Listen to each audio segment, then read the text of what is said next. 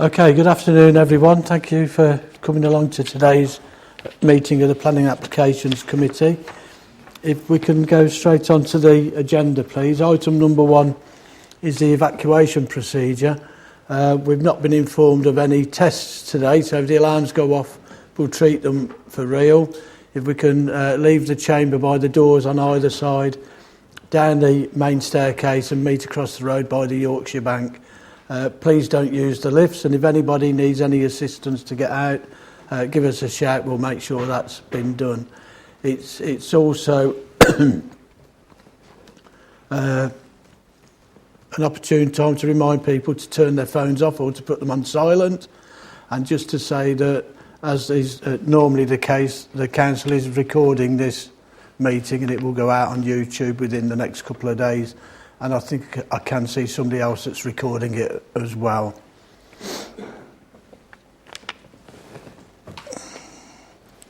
Item number 2 is to receive apologies for absence. Apologies, Chair, from Councillor Anne Llewellyn-Match for the substitute of Councillor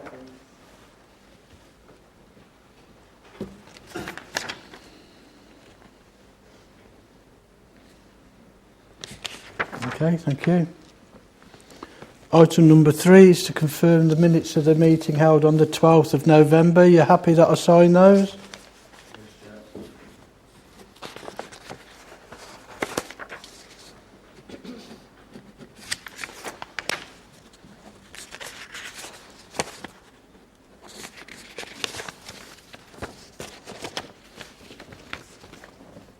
Thank you. Oh, hang on, there's another one here.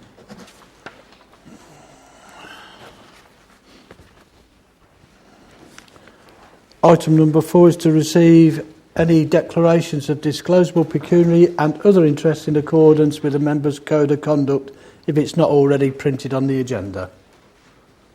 Councillor Watkins. Yes, for me to declare any interest that might be with the Ravellow Drive, Nuneaton, because it's under my portfolio holder as housing and communities. So I just want to make that crystal clear.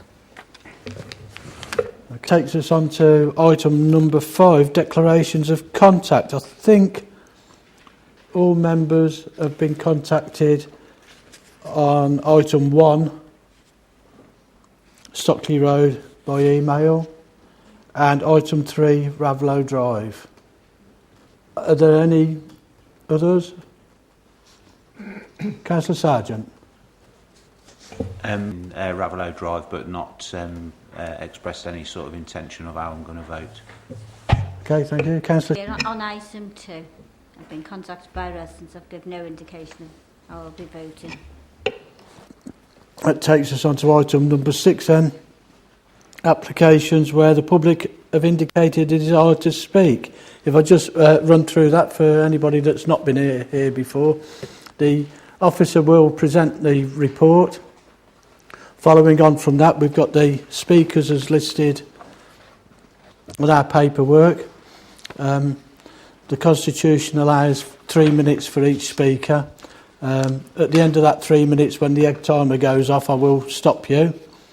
However, at that point, there's an opportunity for councillors to seek any points of clarification. It can only be to clarify something that you've said during your address. Following on from that, the officer may or may not have anything to add, and then once something's moved and seconded, the committee will debate the item and hopefully reach a decision. In the majority of cases, we do make a decision on the day, but occasionally items are deferred for site visits or extra information, things like that, but normally we do things on the day.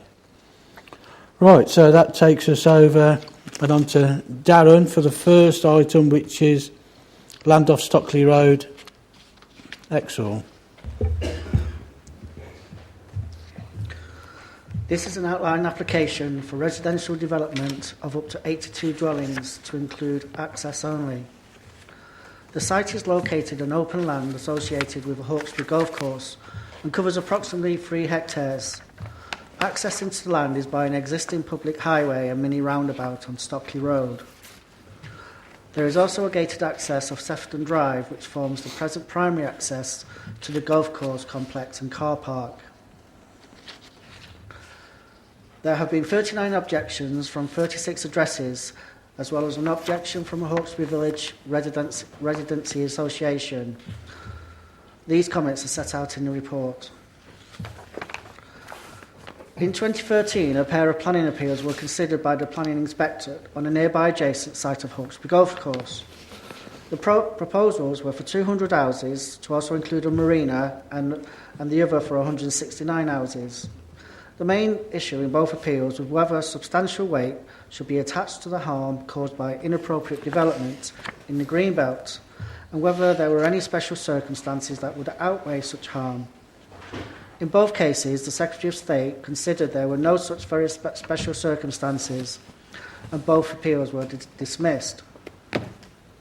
It should be noted that now the site is no longer in the Greenbelt and is allocated in the Borough Plan as a non-strategic site under Policy DS5 residential allocations.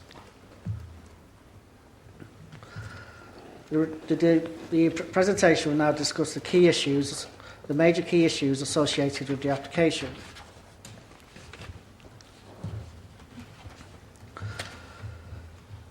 First point is the appropriateness of the development. Paragraph 11 of the National Planning Policy Framework states that plans in this decision should apply a presumption in favour of sustainable development. Furthermore, the Borough Plan Policy DS1, presumption in favour of sustainable development, is also relevant. The policy states planning applications that accord with the policies of the Borough Plan and, where relevant, with policies in the neighbourhood plans, will be approved without delay, unless material considerations indicate otherwise. It is considered that Bedworth, along with Nuneaton and Bolkington, is one of the most sustainable locations for growth. Indeed, Policy DS2, settlement hierarchy and roles, sets out Bedworth as a secondary settlement to maximise opportunities for growth.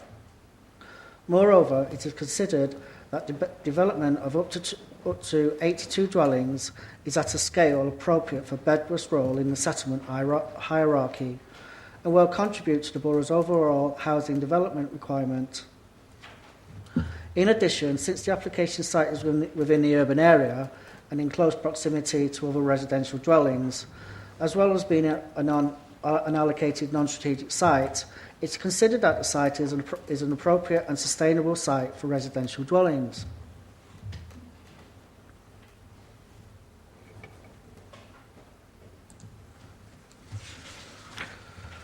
Impact on residential and visual amenity.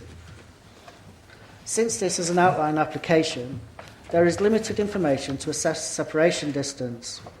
However, if approved, more detailed information and plans will be provided with the reserved matters.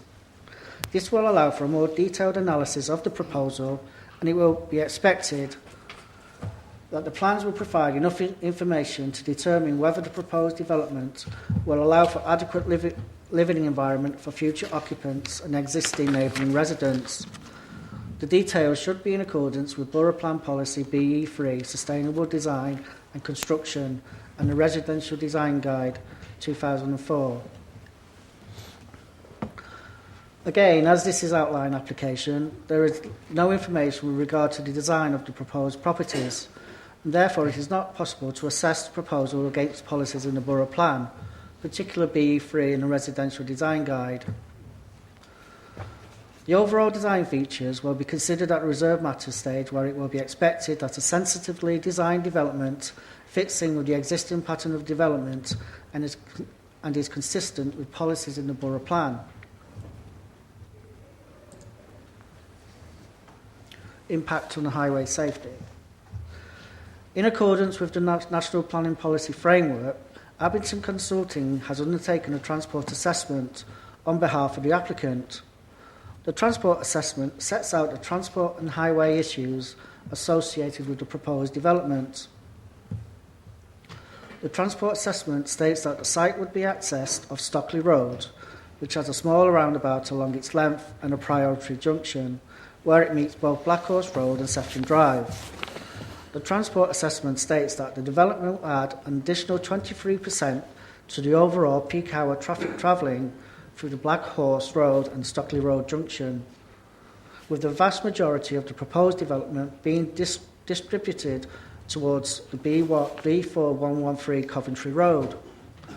The overall impact on the junction is calculated to be less than 2%, whilst the impact on Black Horse Road is around 6%. The consultants state that given that traffic volume on a highway will generally fluctuate by plus or minus 10% on a day-to-day basis, the proposed development is unlikely to have a material impact on the operation of the surrounding highway network.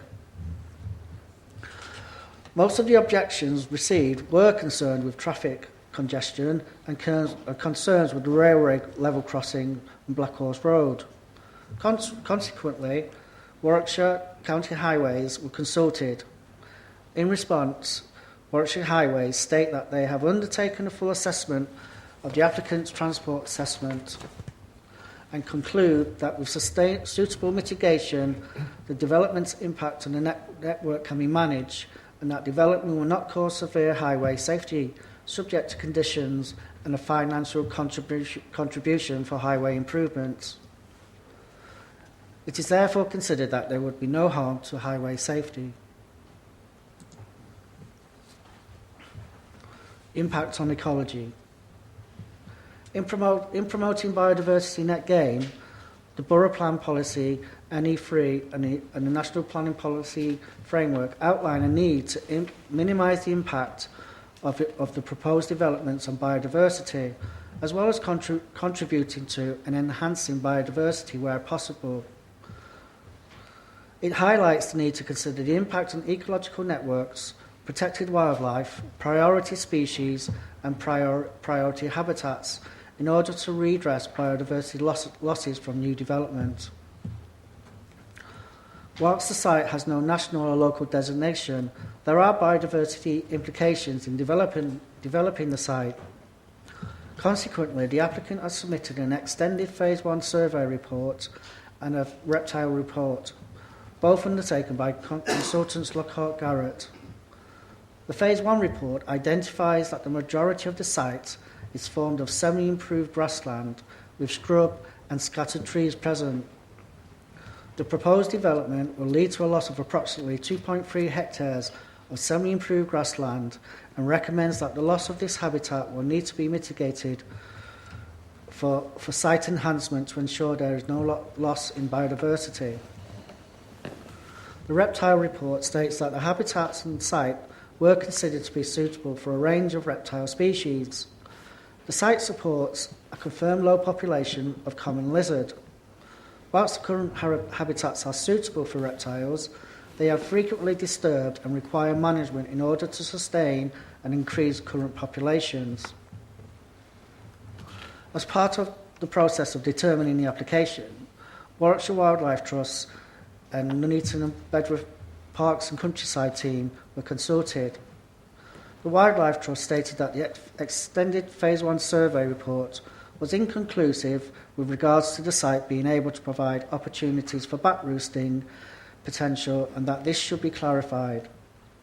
The Parks and Countryside officer had similar comments to the Wildlife Trust, but also stated that the reptile survey does not ensure no net loss of habitat capacity, nor does it maintain habitat links, nor secure long-term management of the site for the benefit of reptiles. The Parks and Countryside officer further objected to the original biodiversity offsetting metrics, but no comments have been received in relation to the revised biodiversity offsetting metrics.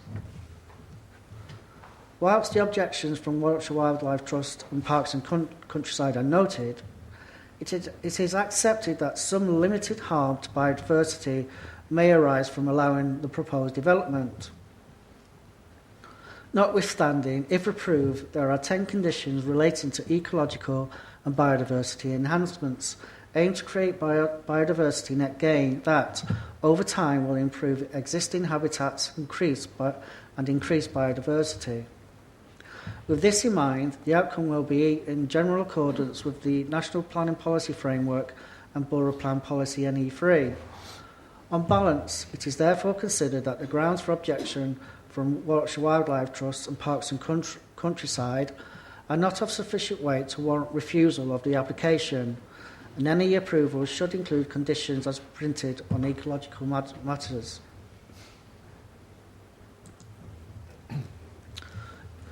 Impact on flooding and drainage. The site has been identified in the Council's GIS as being located within Flood Zone 1, comprising of land assessed as having less than 1 in 1,000 annual probability of river flooding, and is therefore within an area of least at risk of flooding. Residential development is classified as being more vulnerable. Notwithstanding, the proposed land use would be considered to be an appropriate development within Flood Zone 1. However, as the site is over 1 hectare, the effect of new development on surface runoff is the primary consideration with regard to flood risk. The application has been accompanied by a flood risk assessment. The flood risk assessment states that, based upon available information, there is no significant risk from stormwater runoff from the surrounding roads or land. Warwickshire County Council, as the lead local flood authority, has been consulted and have stated that the information provided by the applicant identifies 2 linked attenuation basins which provide surface water management for the development site. The proposed system then discharges surface water at an appropriate level into the existing Severn Trent water sewers.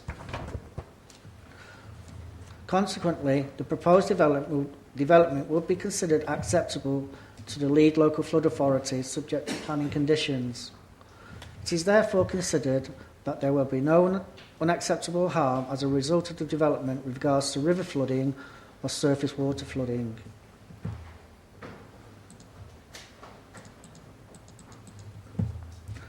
Impact on landscape character.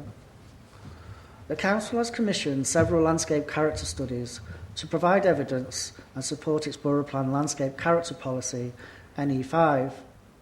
The assessment concludes that the site, along with the Hawkesbury Golf Course, is of little landscape value and has a high capacity to accommodate development, subject to mitigation. The landscape character assessment states that, given the urban character of the site and poor quality of the existing urban edge, this site is considered to have a high capacity for residential development. There is scope to improve views of the settlement using high quality development and the use of greater vegetation screening to break up the views of the urban edge from the canal and countryside beyond. Consequently, and along with other considerations, the landscape study area has been allocated. The landscape study area has concluded that the site is suitable as a strategic housing in reference to Hawkesbury Golf Course and as a non-strategic site to which this application pertains. It is therefore considered that the urbanising impact of 82 houses on this site will have a minimal impact on the visual amenity of the area and its immediate surroundings. Planning obligations. The National Planning Policy Framework sets out that planning obligations should be considered where otherwise unacceptable development could be made acceptable. However, paragraph 56 of the framework notes that these obligations should only be sought where they meet all of the following tests: are necessary to make development acceptable in planning terms, directly related to development, and fairly and reasonably related in scale and kind to the development. Additionally, Policy HS1, ensuring the delivery of infrastructure of the Borough Plan, states that development will be required to provide infrastructure appropriate to the scale and context of the site in order to mitigate any impacts of the development and address the needs associated with the development. Where this is considered unviable, the applicant should provide clear evidence to demonstrate this. In this case, the applicant has agreed to pay £521,519 towards planning contributions, to include contributions to health, sports facilities, play and open space, highway improvements, as well as provide 21 affordable housing units.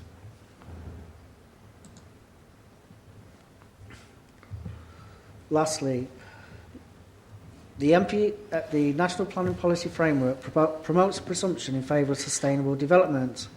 In reviewing the above report, it is considered that the site is located in a sustainable location and has already undergone vigorous scrutiny as part of the Borough Plan process. In addition, a more site-specific assessment has been carried out with regards to technical supporting documents accompanying the application, which has also undergone analysis by internal and external departments. It is therefore considered that the application accords with the presumption in favour of sustainable development and is recommended to committee to approve the application.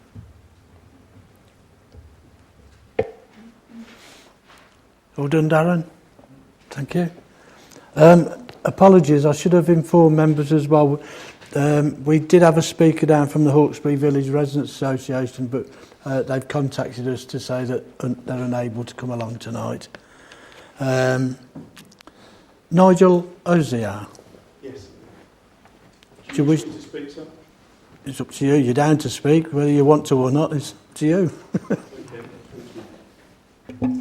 The only thing I really wanted to emphasise is, and I think the officer touched on it at the end of his presentation to you, and that is the fact that this site, if you like, has been subject to 2 tests in terms of the production of your local plan, which we followed that process with the council and with your officers in getting to the adopted plan stage and allocating the development.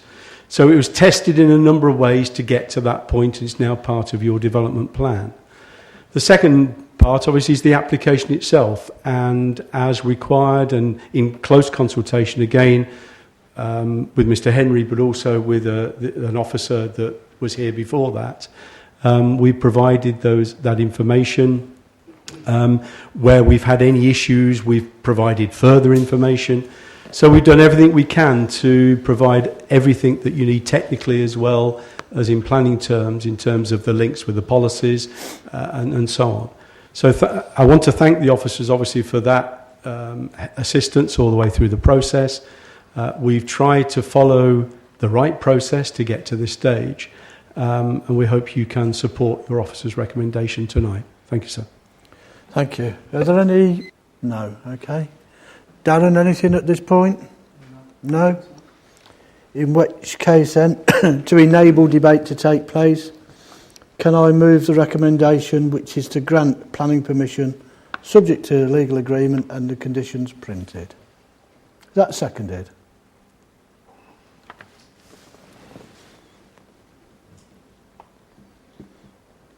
Any member? No? Councillor Watkins. I'm pretty confident that what I'm about to say is really for the next stage, but I just wanted to make sure that on the next stage that we'll be working with our officers from communities to make sure that any like rat runs and that are planned out of it. And like I say, I'm pretty certain that I am talking about the next stage, but I just wanted to make sure that that was introduced. Thank you. More details will follow. Yeah. It's an outline at this point, so the details will come back to us, so people will have that opportunity to make comments as they have this time. Councillor Wilson. Unfortunately, it seems that our hands have been rather tied by previous decisions of the inspector in that area as well, because reading it, I'm not a great fan of this application, but I can see very few alternatives to recommend it for approval. But there is one issue which I am not happy about, which is the planning contributions, where it's got about the highways improvements waiting for the 75th dwelling to be occupied before paying the monies over. I I'd be interested to know what the reasoning is behind that, because you've only got 7 dwellings left to be occupied before this site is actually fully built out. And the whole idea, as I understand it, of 106 contributions is to offset the harm that this particular site will cause. Now, we've had evidence that there will be an adverse impact on the road network. You can argue the percentages because of this 10% leeway, but there will be an impact. Most people would classify that as a negative impact. So with the additional cars, and there will be at least 1 car per dwelling usually on these size of applications, and that's potentially 75 more cars on the road. Why are we not putting in the requirement for highway infrastructure upgrades before? I do accept, Chair, that you do have to stage things and there is an issue of viability, but I want to know from the officers why we picked on 75 dwellings. Is it a viability issue? Because on that basis, unless I can be satisfied, I would vote against it on those grounds, because the highway network is always the biggest single issue we have with applications of this nature, and 75 seems an awful long way into the process before we start getting money paid over for highways improvements. Thank you, Chair. The request would have been from the highways. Hello, can you hear? Yeah. The request would have been made by the Warwickshire Highways. I'm sure if you wish to do so, it could be made earlier on in the development stage, if agreed with the agent and applicant. Come back in. I don't know about the members of the committee. I would like to see that earlier within the development. I don't see any planning reasons to refuse it on all the other areas, but that is the area which I would vote to refuse it on personally. But I would want to know what that number dwelling would be before I can vote for it, Chair, because you could say, theoretically, I know that you wouldn't, but theoretically the committee could just say go away and negotiate. You could negotiate 74 and we wouldn't know. You might negotiate 50, which is more acceptable. I'd probably argue it's still on the high side, but it's where do we go from here? Do we defer it for those further negotiations to take place? I certainly want it lowered, but it's where we go from there, Chair, because I think we need to get this balance right. If we haven't got any reasons for refusing on planning grounds of substance that would be upheld at appeal, I think this is certainly the biggest outstanding issue that I would want addressing to move this item forward, Chair. I agree with you, because we've made enough representations over the years about any extra development down here, because any of us that know that area do know that any development's going to have a serious impact down there with the level crossing and the road, because they talk about access off Stockley Road. It's actually access off Black Horse Road, really. I agree. I don't see any sense at all in leaving it till that stage of the development. Okay, you could play with words, and because it says to be paid prior to the occupation of the 75th. Well, I'm guessing that means the 74th in most people's minds, but equally we could pluck a figure out and say, well, half of that amount, that's when it needs to be done by. I don't know what the correct amount is, and we haven't got anybody from the county here. But certainly, if I was going to pluck a figure out the air, I would say 40 dwellings. And I might, depending on what Alcy said, I might move that as an amendment, because there will be serious problems once all the extra traffic starts going down there. As Councillor Wilson has already said, it's the issue is about, it's been taken out of the green belt now. It's included in the local plan, and it would be difficult for us to try and to refuse it. So I'll see if anybody else got anything to say about it, but we're where we are with it at the moment. If we can avoid deferring it by putting an amendment in, I think that's the right way forward. Just quickly, because I don't want to go on, but I did want to ask, and again, it's about wording of things. On page 22, and it talks of, under residential and number 4, it talks about integrate the principles of passive solar design. I'm not sure what that means. Does that mean that they will have some sort of solar powered system within the things, or is it just some words? It's how you arrange buildings to make the most of sunlight. Oh, right, okay. It doesn't mean solar panels. Okay. Okay, thank you. I understand that better now then. And it's a point that I've made on a number of previous times, and it's one that needs to probably be referring to the portfolio holder. But I think any new developments now, regardless of size, we could be in the design brief including charging points for electric vehicles. I think that's something that we're not including at the moment. But I would ask that is. Oh, is it? Oh, hang on. 31. So that's, we're starting to put that on most major ones now. Oh, but it's for the future provision. Yeah, it's to enable the provision of it. Yeah. Okay. So it means the extra stuff. Okay. Thanks for that. Okay. Councillor Longden. Deja vu, isn't it? The county council initially went against any development there because of the railway crossing, and then when they negotiated with British Rail came up with 4 seconds, taking 4 seconds off the waiting time, which was an absolute joke. I don't even know if that's been implemented. It's a waste of space anyway. Who will notice 4 seconds? And something needs to be done. There's no doubt about that. That place is isolated there with that level crossing and the humpback bridge. And for me, until somebody takes a stance on it, it's not going to be the county council. It certainly needs to be us in some way, shape or form to say no until such time as something is done with that access to that village, because it is completely and utterly isolated in the way that it's going, and you keep developing and developing and developing, and it's going to just get gridlocked and gridlocked and gridlocked. And for me, I will not put people into that situation. And it seems as well on page 34, I think it is, 24,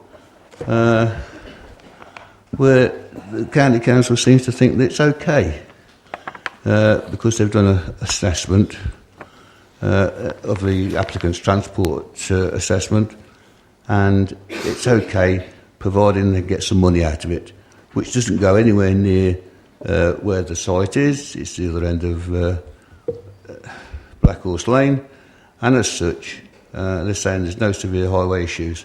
Well, there is. There has been for years, and this will just make it worse. So it's not for me. I should be voting against, and if necessary, see how it goes. But if necessary, I'll move a recommendation refusal just on the grounds of highway matters and refer it back to the county council for further consideration.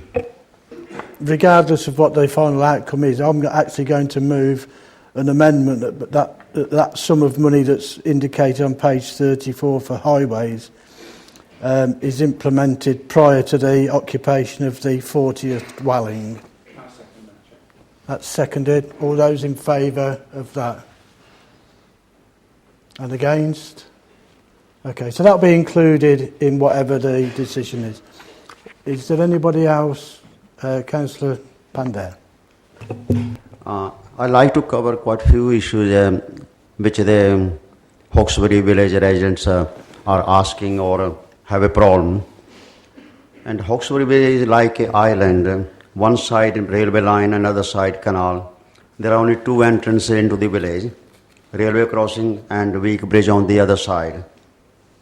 Current plans are amended from the 2014 submission, showing no community facility like health centre, dentist, community centre and school, etc. Nothing has given in this planning.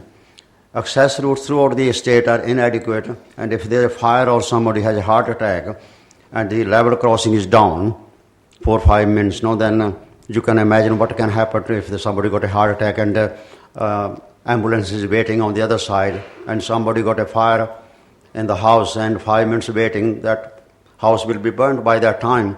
So there is no access at the moment, which is causing problem with the residents. And there's already 2 development has gone in the past. There was only, I think, 150 or 200 houses with the start. There now is 750 houses. Now we want to add 82 now. And then maybe next couple of months, maybe 200-300 again, Hawkesbury village. Everything is coming there, houses, but there no facilities has been provided in even this one. The contribution is mostly for the health center or what they're saying about the Longford there. But that won't solve the problem on the Black Horse Road. The Black Horse Road, if you see, there's only one side payment. The other side, there's no payment. And if somebody coming from with a pushchair one side and a mobility scooter going from the other side, somebody has to go onto the road to go across. So I don't know how the Warwickshire County Council and everybody is saying that the safety issues they're all on the papers. But if you go there, actually, that is causing problem. And on the other side, on 20 proposal can be approved where possible, and to secure development that improves the economic, social, and development condition in the area. But I don't think that will affect anything for the economic, maybe for the developer. They will get money for the selling the houses. But what is the social and environment condition will improve in that area?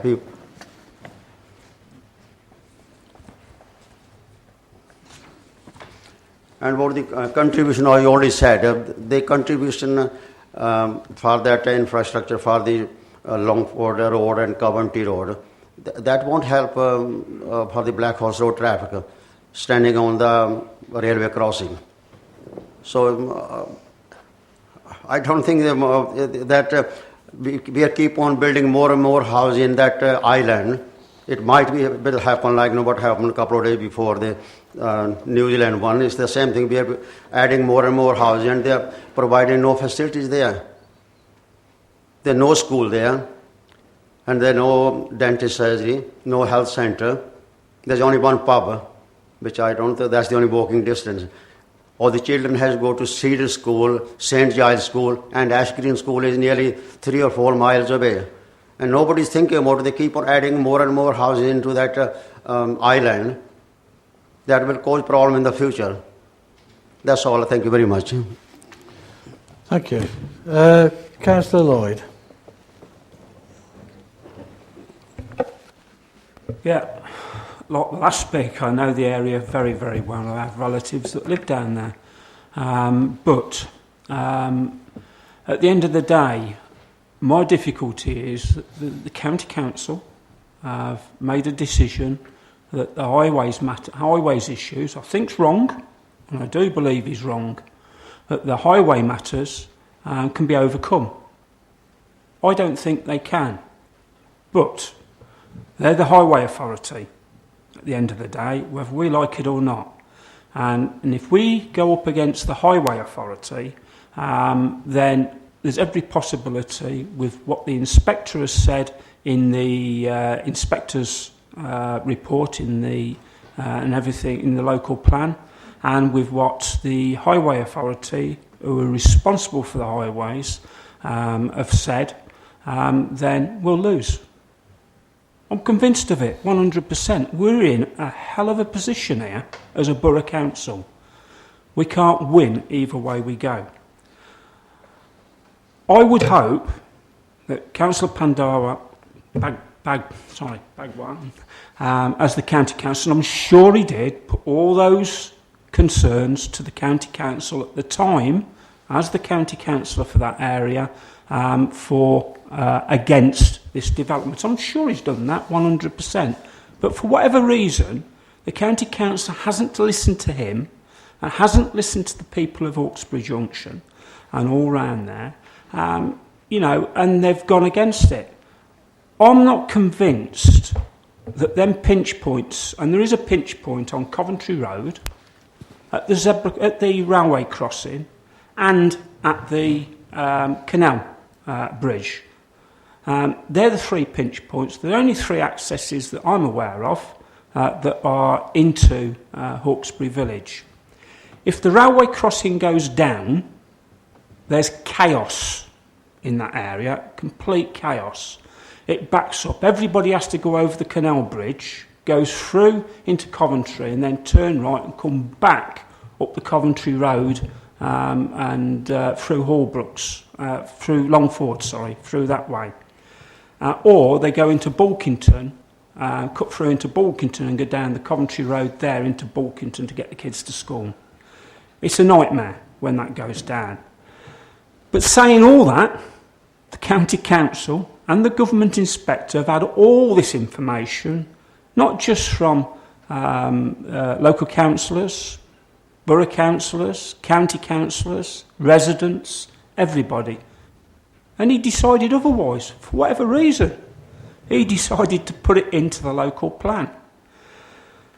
Now, I agree with the 40 houses. I think that's reasonable. I'd probably have gone lower, but I think it's reasonable, and it's been reasonable to the developer. And it's giving the developer and the county council and the borough council the opportunity to come back under a full application and actually say whether they believe that's workable or not, or whether they should think it's lower and it should be a lower trigger point. I think it should be lower, but I'm quite happy to go along with the 40 and then leave it to officers to come back in the full planning permission. As I say, I think we're in a catch-22. It's a horrible position to be in here. It's a horrible position for the people of that area to be in, because no matter how we look at it, there is going to be grave difficulties down there. I'm yet to be convinced at what the County Council's proposals are on the Coventry Road, the Canal Bridge, and the... certainly I don't trust the level crossing because of the amount of times it goes down. But certainly those 2 pinch points which are in the County Council's hands. The third one, is, unfortunately, is in the rail provider, Network Rail. So I am going to vote for the application. My gut says don't, but my head says I've got no choice, and I've got no choice because if we don't, we're going to get absolutely slaughtered both by the inspector and by the developer and the county council, and I'm not going to put the borough in that position. Thank you. Councillor Grant. Councillor Grant. The combined effect, which hasn't been mentioned yet today, of this development, if it were to go ahead, and the strategic site within the borough plan, because it seems to me that the mitigation of the biodiversity and landscape of the site relies on the neighbouring part of the old golf course, which is in the borough plan as well. So I don't see how the mitigations, which apparently would counteract the objections from the Parks Department, can do that when you include the strategic site as part of a holistic approach. I know that you may very well say that we have to take each planning application as an individual, but I can't ignore the fact that both sites, the non-strategic site and the strategic site, are in the borough plan. And like seemingly all the other councillors here, I don't believe that any amount of mitigation, no matter how much effort the borough authorities or the county authorities have put in, and I don't believe it can be counteracted from the county side, no matter how much effort they put in. So, like the member for the Area Council of Panday, I can't support it on that basis. And I feel that we, as elected members, understand the issues and of the area a lot better than unelected bureaucrats, whether they be at a borough, county, or planning inspectorate level. And that I'm happy that we've got the limit of 40 in as an amendment, but I still feel even with that it's going to have a negative effect on the area, so I can't support this being granted planning permission no more than I could accept the strategic site and the non-strategic site being a part of the borough plan. now, and I wouldn't argue with anybody that's spoken. I think we actually do know better, but others have made decisions that are out of our hands. They've gone through a proper local plans process. Appeals inspectors previously have made their decisions. So, we have a responsibility to try and get decent development where we can, but we've also got a responsibility to take into consideration that we might get hammered by appeal costs. And of course that isn't money coming out of our pockets, that's money coming out of those same residents. And I go back a long way with that area, and I well remember the old cottage that was up on the corner where the traffic lights are, and I can remember the county many years ago were going to take that land to widen that junction. Why they didn't do it, I don't know, but I know the pub then took over that land, extended into that land, and how they'll widen that now. But, well, you've got just another building there now anyway. But if they're saying they can carry that out, in relation to the mitigation in regards to wildlife, etc., at the moment I'm not overly concerned about that. I think there's a lot of land up there, really nice land, just further back where the pools and that are. I think there's a lot of other things that can go on there. But we've got the recommendation in front of us, which includes the amendment to alter the trigger point from wherever it was, 80 something, to prior to 40. That's been added into the recommendation now. So the recommendation is as printed to grant planning permission, subject to legal agreement, the conditions printed. All those in favour of that? 2, 3, 4, 6, 7. And against? 1, 2, 3, 4. I think that's everybody. No abstentions. Okay, so that's approved. Obviously, it will come back to us when the detail comes to us. Right, thank you.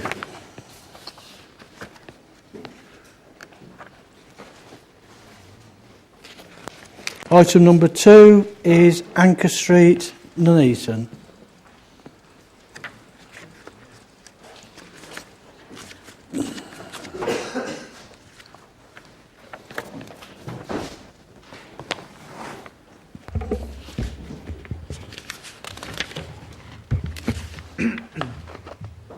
This application is located at the P and Collis factory site at the end of Anchor Street, Nuneaton. The application is for 11 dwellings comprised of 5 houses and 6 apartments, with the existing factory to be demolished. The houses are to be 2-storey tall and all 3-bedroom. The apartments are proposed in a 3-storey block and consist of all 2 bedrooms.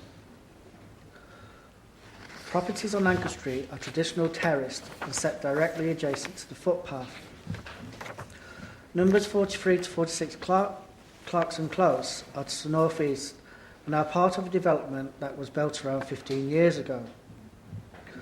These are 2-storey properties with parking to the front. However, to the northwest is a block of flats which are 3-storey and have hip roof and gable projections to the front.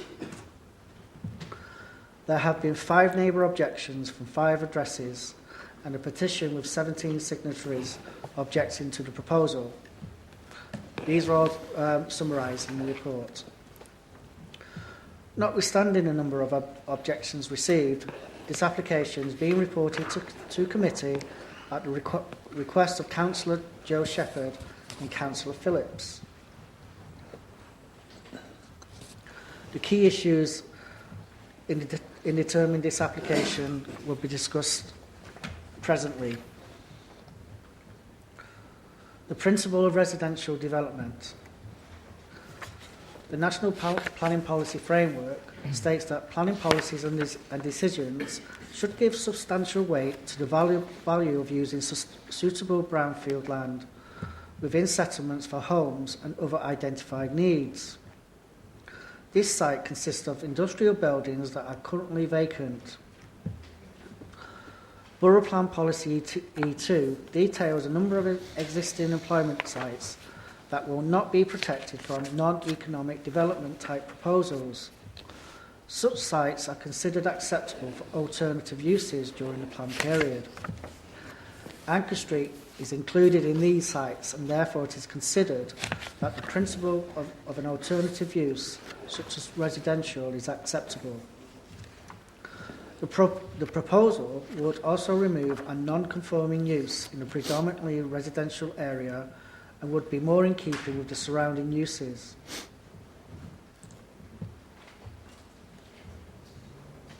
There are residential properties opposite on Anchor Street which have impact on residential amenity on properties on Anchor Street. There are residential properties opposite on Anchor Street which have habitable room windows that face the site. There would be between approximately 14 and 16 metres separation between the existing and proposed dwellings, whereas paragraph 9.3 of the Residential Design Guide normally requires 20 metres. However, the paragraph states that this distance may be reduced if they are across publicly viewed areas such as across a front garden, open space or public highway.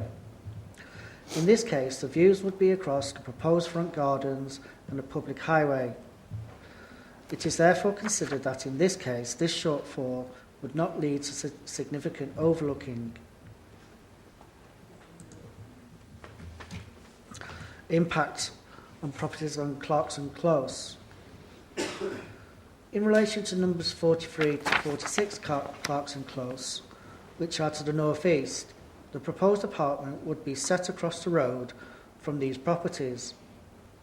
The proposed apartments are three-storey and have habitable room windows on the elevation that face Clarkson Close. There would be approximately 20 metres separation, and paragraph 9.3 of the Residential Design Guide normally requires 30 metres separation for three-storey development. However, due to the position of the proposed windows at the first and second floors, it is considered that they would not directly face the habitable room windows at the opposite properties. Taking this into account, together with the fact that the distance would be across a highway, it is considered acceptable. The rear of properties on Attleborough Road face the site. However, distance standards would be met in relation to them.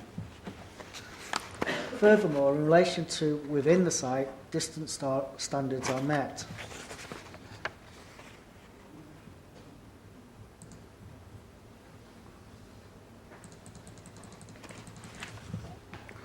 Impact on visual amenity. The National Planning Policy Framework states that planning policies and decisions should ensure that developments are sympathetic to local character and history, including the surrounding built environment and landscape setting, while not preventing or discouraging appropriate innovation or change. Policy BE3 of the Borough Plan states that all development proposals must contribute to local distinctiveness and character. And some of the key characteristics to review include street layout, plot size and arrangement and built form. With regards to the impact on Clarkson Close, the apartment block would be 3 stories with a ridge height of approximately 11 metres. Whilst there are no other 3-storey properties in Anchor Street, it should be noted that the block would be set at the end of Anchor Street and therefore would not be so overtly prominent, especially as it adjoins the Clarkson Close development,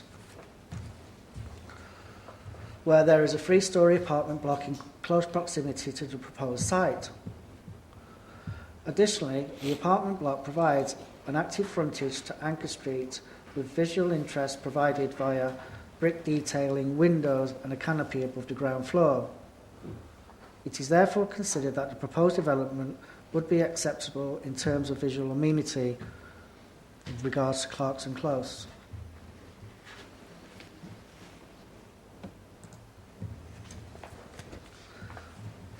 Visual impacts on houses on Anchor Street. The proposed houses will be 2-storey with pitched roofs. The ridge heights of plots 1, 4 and 5 would be approximately 8.8 metres, and plots 2 and 3 would be approximately 7.8 metres. Plots 2 and 3 would be set further back from the front than the other plots, and it is considered that this would add visual interest. Materials consist of brick and render, and features such as brick detailing above and below the windows, and gables and canopies to the front. The majority of the properties along Anchor Street are terrace, which is not considered that the proposed development would appear significantly out of character to warrant a recommendation of refusal. It could also be argued that the development would be an improvement to the visual amenity compared to the existing buildings.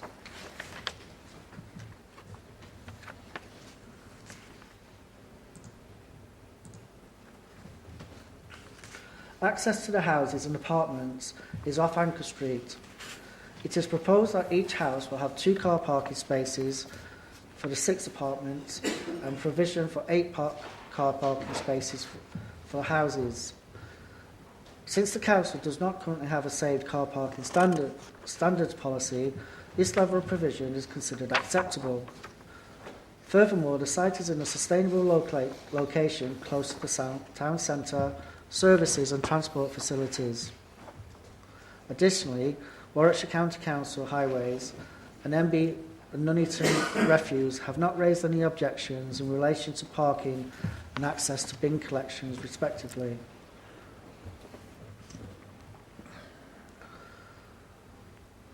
With regards to planning applications, the National Planning Policy Framework sets out that planning obligations should be considered where otherwise unacceptable development could be made more acceptable.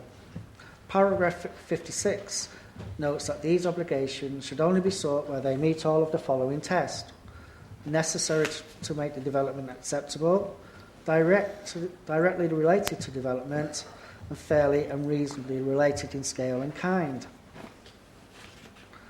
The applicant has submitted a viability assessment with the application to demonstrate that the development cannot support planning obligations. The submitted viability assessment has been considered by Nuneaton and Bedworth Borough Council's Principal Land and Property Officer, who has concluded that the assessment appears to be sound and that it would be financially unviable for the developer to pay any requested planning obligations. However, they state that the projected sales values appear a little low, but the site could be difficult to develop. They have suggested that the council reserve the right to a second viability assessment at a future point, and the agent has agreed to this. A trigger point could be included as a clause in the Section 106 to trigger a review in 2 years if the development is not developed.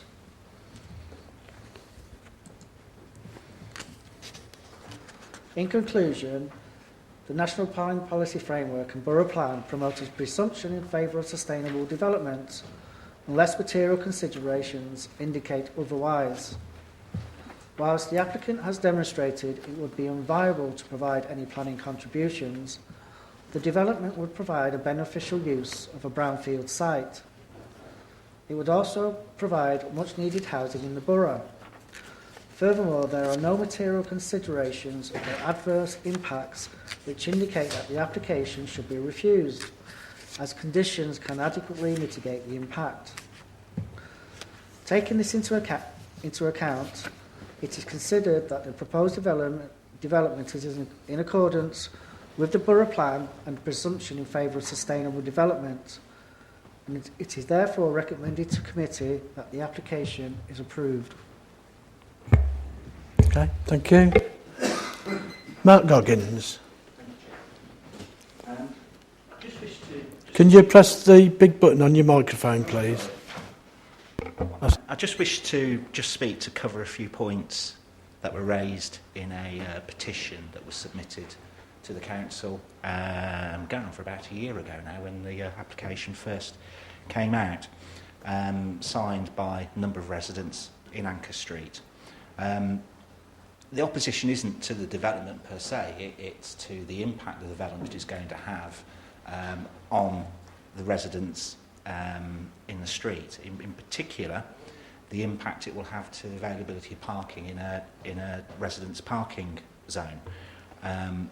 The way that the houses, the plans have been submitted for the houses, there's going to be drop curves across the road, which will lead to a loss of a number of spaces, which, although aren't actually subject to permit parking, they were deliberately left as part of the consultation into the residents' parking, left unrestricted to mitigate the impact of displaced vehicles on the streets that didn't form part of the zone.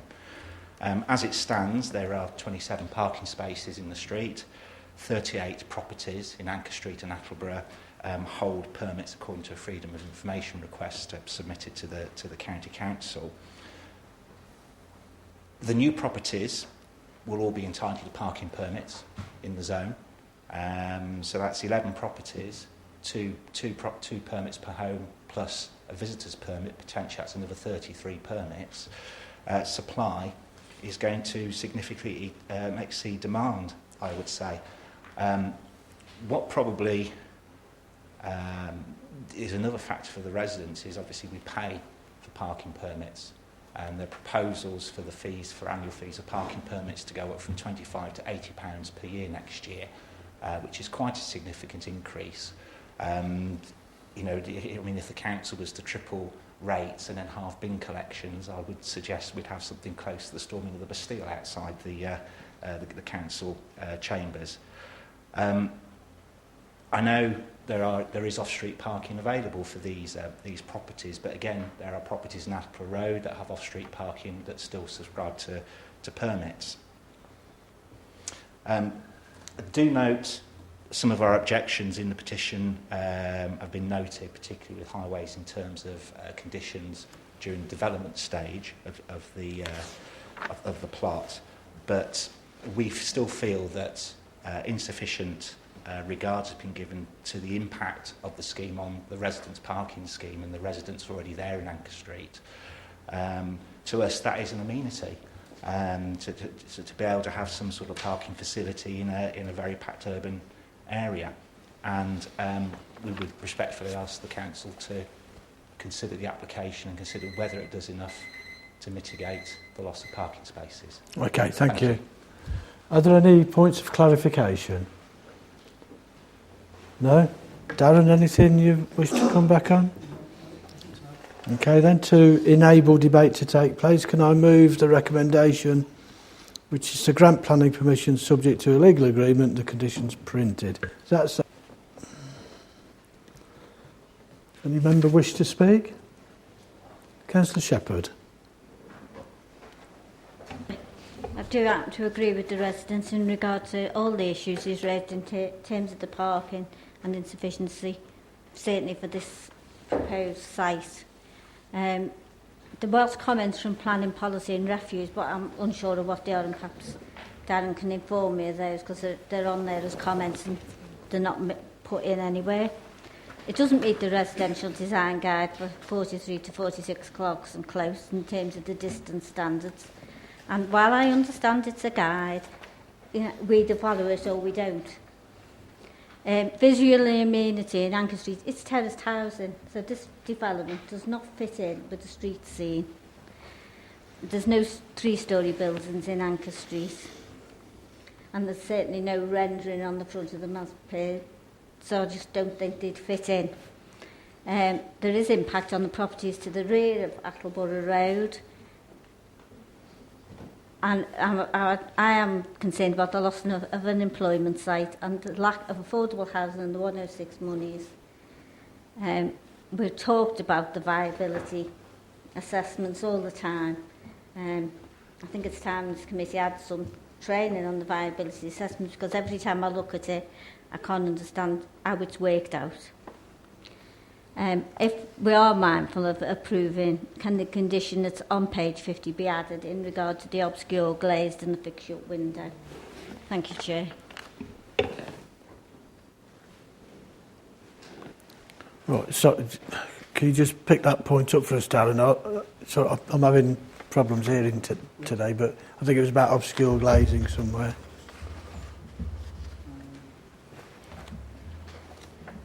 It's condition 14. It's conditioned.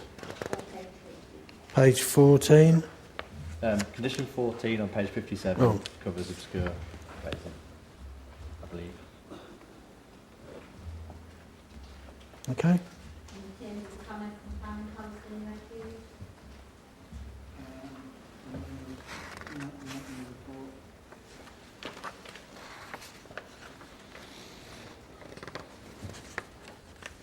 They consulted. We don't have the details of that. We don't have the details of the exact comment that was made. It's not an objection, it's a comment, but we don't have the details. Right, look, it looks like the officers haven't got what was said. It wasn't an objection from the refuse people, but they have made a comment. I don't know what that is. Councillor Wilson.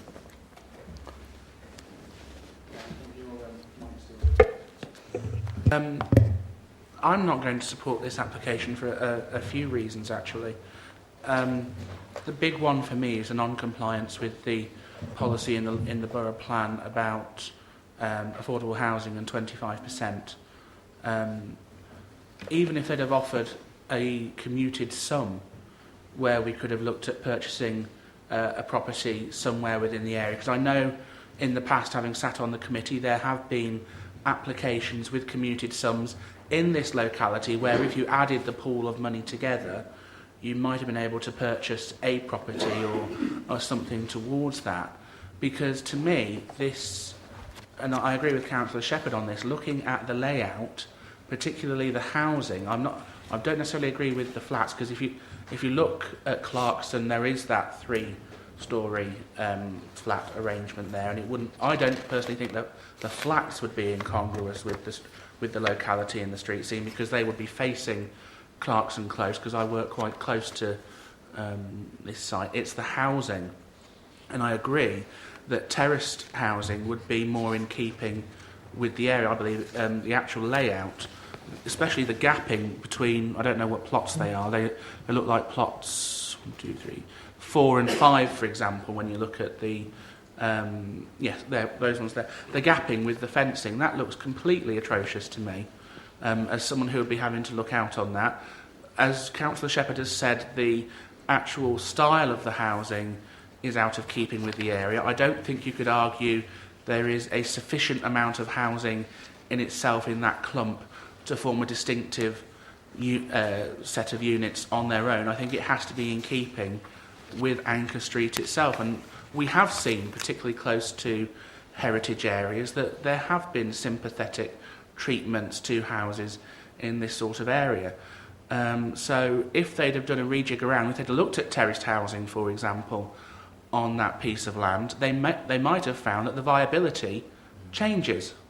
So you might have got a commuted sum, or you might have found some contribution towards parks and open spaces, because this site is literally a stone's throw away from Riversley Park, the premier park within the borough, and the residents there, if they have children, will in all probability use those facilities. So this to me is a complete mishmash of suggestions from the developer. I don't think it's been thought through. I don't think it's sympathetic to the area. I think they could design it a lot better, both in terms of the actual style of the housing and the layout of the housing and the type of the housing, where we might actually not necessarily get everything we want as a council, but perhaps a livable compromise that ensures that we achieve some of the corporate aims of this council. So I would go against the recommendation on the basis that it doesn't meet our policies in terms of affordable housing, and the style and layout is incongruous with the street scene. Those are the reasons I would go for refusal, Chair, because I think if we tell them no in this instance, they may be able to do some work with the planning officers and come back with something better that may be able to be voted upon as a suitable compromise, Chair. Because that's what I was going to say. But can I ask a question, then please come back?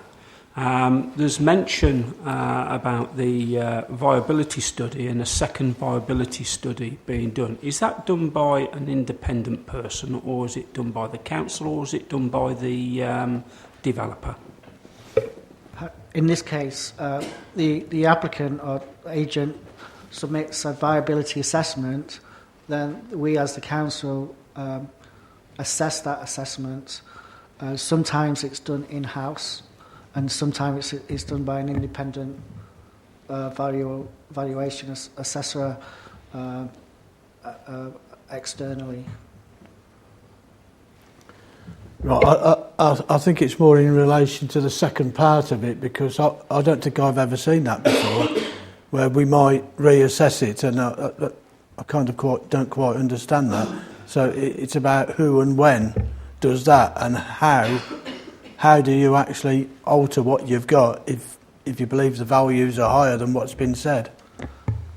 We would put a clause in the section 106 whereby if the development has not been started within 2 years, we have the right to request a further viability assessment.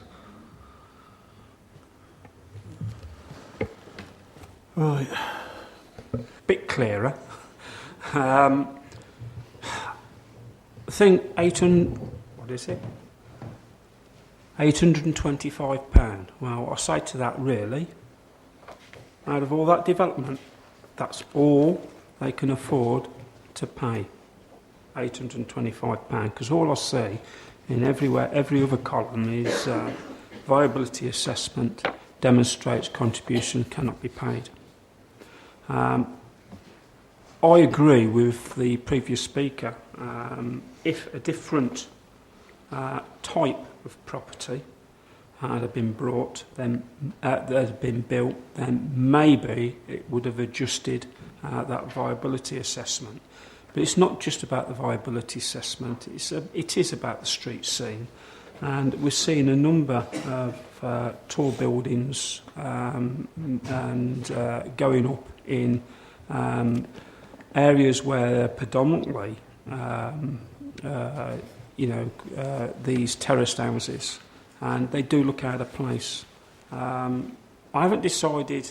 I'll listen to the rest of the debate, but I'm edging on voting against it. But I'll listen to the rest of the debate before I make my decision. No. I mean, I know I've said this a few times, and maybe I'm in the wrong for not pushing it even further, but I'm never comfortable when we have this thing that about says something isn't viable. Yes, we get an assessment from our professional officer, I accept that, but we never actually have any figures in front of us for us to form an opinion. I know go on about it, and I know it's many, many years since we used to do planning summer school, but I remember being told never accept a report on viability unless you've got all the information in front of you. So we are reliant on other things. But what's confused the issue for me is this thing that sometime in the future we could ask them for something if there's more profit to be made than what they're telling us now. Right, so what I intend doing is I'm going to take a vote on the recommendation that we've got. We'll see where that goes. If it fails, then we'll come back because something else will have to be moved. So at the moment, we've got the recommendation, which is the grant planning permission. All those in favour of that? And against?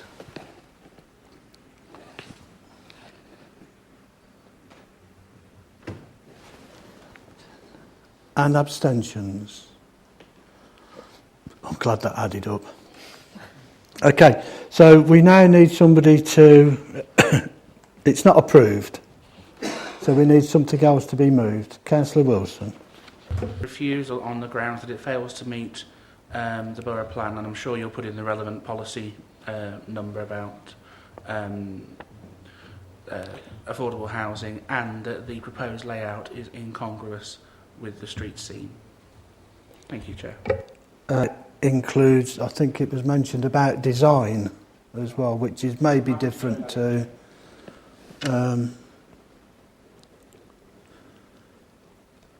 And something else that I did hear earlier was, I don't know whether it meets with members, I think those things that have just been said, I think people understand. Earlier on there was something about impact on Attleborough Road properties. Do you want to include that? Do members want to include that? Okay, well, we'll see. No, okay then. Just before I vote, because it's going against the officer's recommendation, I do have to ask officers if they are happy that those are fair planning reasons for refusing the application. I think in terms of the affordable housing provision, yeah, there is a policy, like you say, that we could refuse it on. The policy does refer to viability assessments, but if that's what members are minded to do, that's absolutely fine. In regard to the impact on the street scene, I also heard I think it was Councillor Shepherd mentioned it being out of character with the area, which if members are happy we could include. In terms of residential amenity, I think the distance standards aren't met, and I think that's probably a slightly more difficult one to defend. But again, if members want to include it, that's...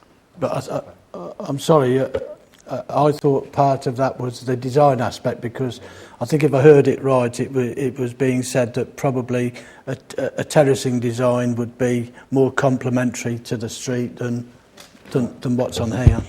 So it's more of a design issue than an impact on windows or light or anything like that? Yes, okay, yeah. Okay, thank you. Right, so are we clear on all those reasons for refusal? I don't think I asked, but it does. Yeah, thanks for that. It's a good job you said that. Right.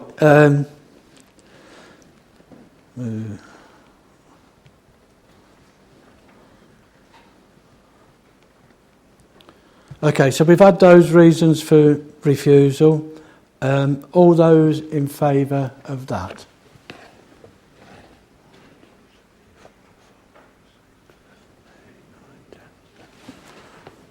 And against? And abstentions? Okay, so that's refused for those reasons. Okay. Right, item number 3, Raveloe Drive.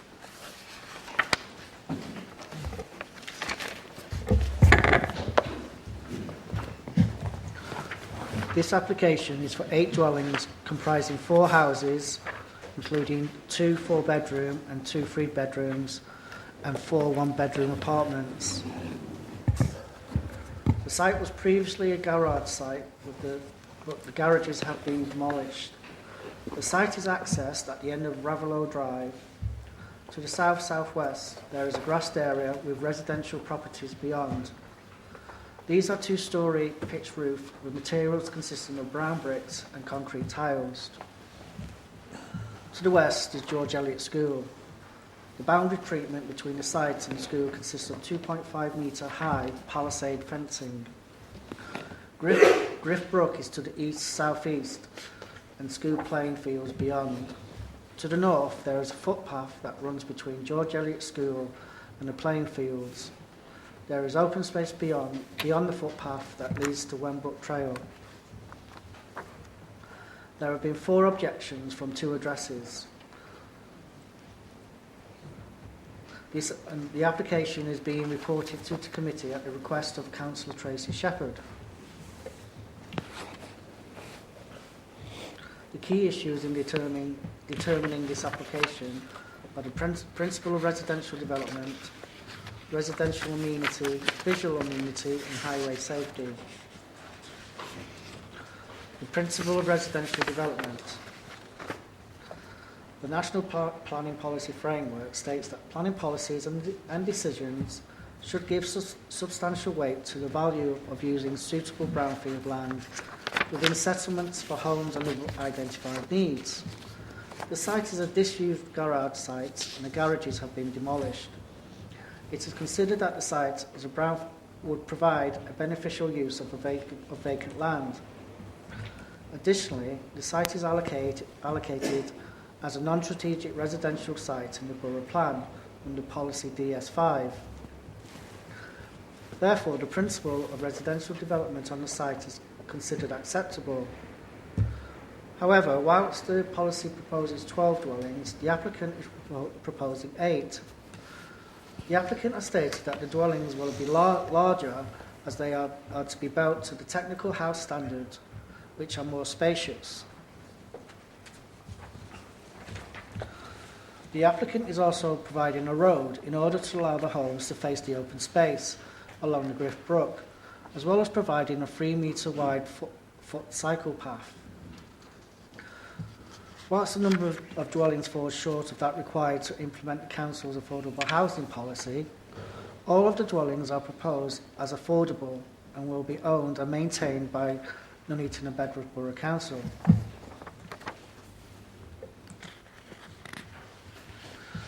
The impact on the residential amenity of 81 to 87 Raveloe Drive.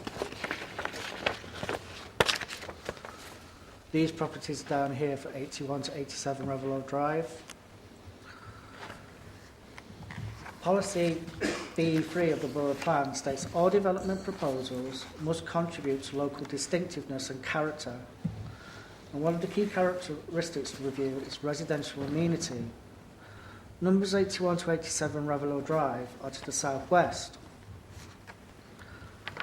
The nearest proposed plots to these properties are plots 1 to 4. However, there should be over 20 metre separation distance, which complies with the distance standards set out in paragraph 9.3 of the Residential Design Guide. So therefore it's considered that the distance is acceptable. With regard to the impacts on plots 1 to 4, the separation distances within the site, plot 5 over here, proposes 2 side-facing windows at the first floor level, which would face the blank elevation to plots 1 to 4 down here. One window serves a bathroom and is therefore acceptable. The other window serves as a bedroom and would be sited approximately 9 metres away from the blank wall opposite, contrary to paragraph 9.5 of the Residential Design Guide, which requires 12 metres. Nonetheless, it is considered there would be views onto open space from this window past the blank elevations of plots 1 to 4, which would reduce the impacts on the windows and therefore make the reduced separation distances acceptable.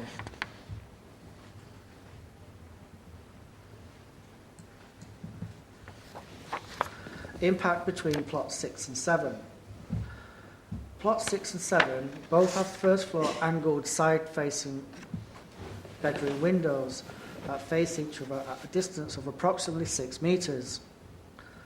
Again, this is contrary to paragraph 9.3 of the Residential Design Guide, which requires 20 metres. However, the angled parts of the windows that would face each other are obscured, with clear glazing where they do not face each other, which would make the impact acceptable.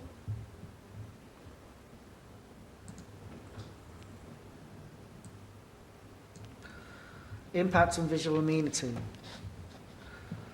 It is considered that the site is of a sufficient size to create its own character and will provide a cohesive group. The dwellings are to be constructed off-site using modern methods of construction and would then be craned onto site. Materials proposed include brick, cedral weatherboarding and concrete roof tiles, all of which are considered acceptable. Features of visual interest include detailing above and below the windows and a canopy over the main entrance doors. Further visual interest is added through the variation of heights, with plots 1 to 4 being lower in the height and maintaining the connection with the existing properties along Raveloe Drive, while plots 5 to 8 would be approximately 2 metres taller, with dormer roofs being located furthest from the more traditional existing houses along Raveloe Drive. It is therefore considered that, despite the fact that the proposal creates its own cohesive character, it does so whilst also contributing to local distinctiveness and character in accordance with the Borough Plan Policy B3. The National Planning Policy Framework promotes a presumption in favour of sustainable development. In reviewing the above report, it is considered that the site is located in a sustainable location and has already gone scrutiny as part of the Borough Plan process. As part of the planning application, further scrutiny has also taken place, and it is considered that the application accords with the Borough Plan and there are no material considerations to justify a refusal. It is therefore considered that the application accords with the presumption in favour of sustainable development and is recommended to committee to be approved. Okay, thank you. Councillor Jackson. John Roberts. Chairman, ladies and gentlemen of the committee, thank you for the opportunity to speak in support of this application. I believe your officer's report provides a very fair and balanced assessment of the merits of the site. I'd like to emphasise that there are no technical objections to the scheme. The development will be built using modern methods of construction, which will reduce the amount of time on site by approximately 12 weeks, thereby reducing disruption to local residents. A footway cycleway has been provided across the development to ensure access from Red Deeps through to the Wenbrook Trail and Ashborough is maintained. A second footpath cycle link across the site will provide access from the Red Deeps through to Ravlow Drive. Both cycle footways will be providing links to other open spaces which are close proximity to the site, and these will be lit. Parking in the immediate vicinity can be difficult and is being considered as part of the design. All existing parking will remain, including the areas at the top of the hammerhead. In addition, ample parking spaces have been provided for the new dwellings, together with one visitor space for the new dwellings and 3 available for general residence use of the existing residents of Ravlow Drive. Prior consultation with the George Eliot School has taken place and access to the playing fields from the school has been maintained. Currently, emergency vehicles are not able to go any further into the site than the top of the hammerhead at Ravlow Drive. The new development provides better access for these emergency services through the provision of an access onto the private drive. The loss of green space has been raised, but only a small proportion of the site is grass. The majority of it is existing tarmac and concrete bases to the garages. There are significant adjacent green open spaces, including the Marston Lane fields and in close proximity. There have been minor reports about deviations away from the residential design guide. These are very small and only within the dwellings within themselves, and these have been compensated by additional side windows and projecting bays with obscure glazing. And they are deemed to be compliant by your officers. Turning to ecology, the site is mostly concrete hard standing, so reintroducing gardens and landscaping will improve the ecology and biodiversity of the site. There is a chronic shortage of affordable housing across the borough, and the waiting lists continue to grow. There is a particular need for 1-bedroom apartments and 3- and 4-bedroom homes for larger families. The site has been developed with this in mind and provides the ideal location for larger properties which need more parking and larger gardens, which isn't always possible on other pieces of land. Your officers conclude that design and layout is acceptable and will make a positive contribution to the housing supply, and I therefore trust the committee will support your officers' recommendation in approving the scheme. Thank you. No? Darren, anything there? Okay then, to enable debate to take place, can I move the recommendation, which is to grant planning permission subject to the conditions printed? Is that seconded? Thank you. Any member? Councillor Wilson.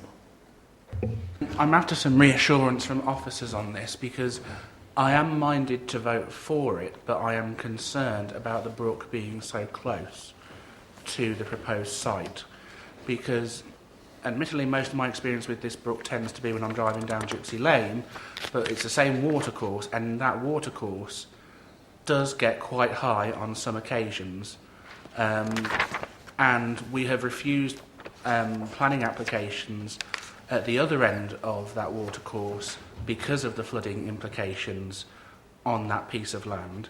So before I vote to put something that close to a watercourse, I don't think I can actually remember on planning voting on something so close to a watercourse like that, because the report says it's within flood zone 1, which is low, and I just want it on public record that is the case. So I want officers just to confirm that, please, because I do have reservations about that. And also, there are no conditions, unless someone can point them to me within the report, about water treatment and runoff, because even so, the properties which we're putting on there, as well as the tarmac, it's not the same as having garages on there. We are putting houses on there which will have an impact on the nature of the soil and what we do there, etc., etc. So there will be an implication on water runoff. So I'm surprised not to see conditions about water runoff when we're so close to a brook. Now, if something can be put in to deal with that, even if it's just belt and braces, just to make sure, then I would be happy with that. But those are some reservations. As I say, I am supportive, Chair, but seeing that great streak of blue going down there, when it only says flood zone 1 and nothing in the conditions, worries me. So I want to be absolutely crystal clear before I put my hand up to vote for this. Yes, it is in flood zone 1. We've had no objections from the lead local authority, the county, with regards to surface water flooding or river flooding.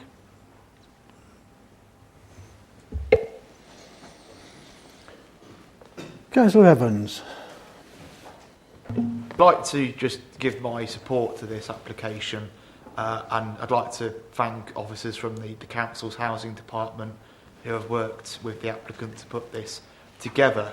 If it's anything based on what housing have already done in Bedworth, particularly on the Jock estate, turning some of those former garage sites into social housing, then I'll be rather impressed. I do have one question. I don't know if the officer would know the answer to it.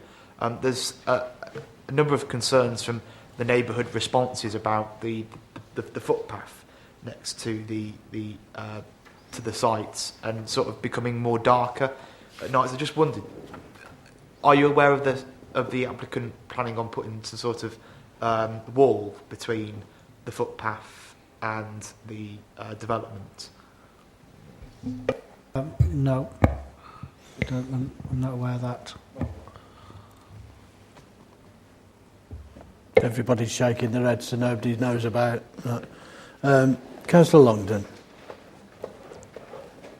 People in Ravellow Drive known for years and lately, and I asked if there was any flooding when the garages were there, and they said no.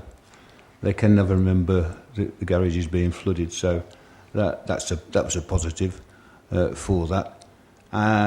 When it was the garage site, it was a well-used amenity originally. Then, as things change, people want their cars outside the front windows and all the rest of it. It slowly falls into disrepute, and eventually it becomes derelict. And it is a bit of a site, and this can only be an improvement, and it'll give people places to live. That's the basic premise behind this, and the basic thought behind this. So it's a positive, changing a negative into a positive. So I'm going to give it full support for that, and I can't see anything particularly wrong with that ambition.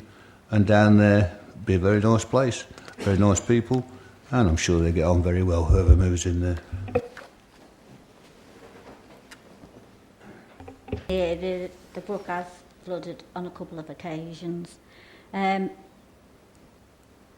were comments from the planning policy that haven't been put into the agenda. I'm a little concerned that we're getting comments from, whether they be positive or negative, that they're not actually in the agendas. Resident design guide is not met in terms of plot 1 to 4, the 3 metre short, and 6 to 7, it's 6 metre distance, and it should be 20. So that's 42 foot short of our residential design guides. Now, I've got real concern about that. The visual impact is not in keeping with that area. I've got real concern about how it's going to look in terms of the houses that are going to be opposite it. And I do feel it's a bit over-intensive. and doesn't fit in the street scene. I think I could have said 4 houses. Yeah, they must have gone for that. But I think it's with the extra additions that they want to put in, I think it's just a bit too much. 3 visitor spaces which could be used by the residents, but the 6 houses affected opposite. So, and obviously the visitors will be using them spaces. Parking is a real issue in the area, with the school being right beside the development, and the school will overlook the gardens of any proposed housing. The removal and relocation of a path which is used as a right-of-way for residents and sustainable school route and connects to the Wenbrook Trail and move to the other side by the brook, which will not be lit and put people at risk, I've got real concern about. In condition 9, it states that within 1 month of the last dwelling being occupied, that the path should be done and open. So if that is the case, and the committee are mindful of approval, could I add a condition that the pathway is done before the development is started to allow access for the residents? I think it's to shut it off for 12 weeks. So at the present time, I can't support the development. I don't think the design is right. I think it's over-intended, and I worry about the quality of life of both the existing residents in Raveloe Drive and the new residents who I don't feel lives will be enhanced living there. Thank you, Chair. Thank you. Anything at this time, Darren? To that? No? No. Councillor Sargent. Councillor Shepherd has said, my concern is the access, because the original, or the road that's there, I don't think meets highway standards that you would get today. It's very narrow. And I think once people start parking on either side, which is obviously going to happen, you're going to get problems with the bin truck trying to get in. And also where you've put the turning point, I think people will just park in there anyway. The 6 houses, original houses that are there, I think you're just going to cause problems with, again, the access and the parking. Something else I was going to say, but I can't remember what it was now. I think with the path, the reroute of the path, I think, yeah, okay, if it is agreed tonight that that should go in first, and it should be adequately lit as well, because I did read a little bit where it was saying it could be dark. So, you know, I'd like that to be kind of conditioned and done first, the path, if it is passed tonight. But the big concern for me is the access down the road, because it is narrow. It isn't a standard width road. Or it doesn't seem like it anyway. I don't know about the width of the road and the turning head. Is the road, or will the road be adopted? And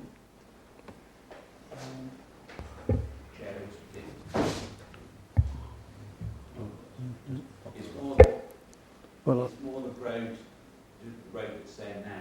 Yeah. Yeah, not the new road. Is the road that's there now an adopted road? And can I ask where the turning head is? That will be part of the adopted road.